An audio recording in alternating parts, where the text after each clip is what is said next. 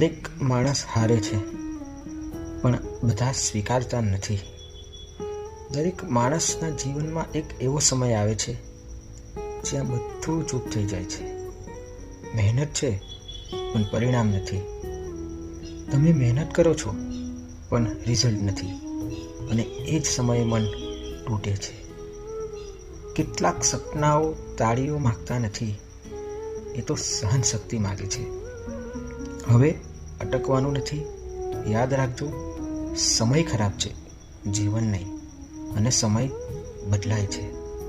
કર્મ કરો, બાકી તો ભગવાન જોઈએ છે.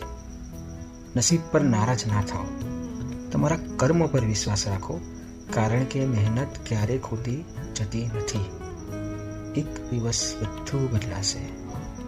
ચાલતા રહો, જીત તમારી રાહ જોઈ રહી છે. જય શ્રી કૃષ્ણ.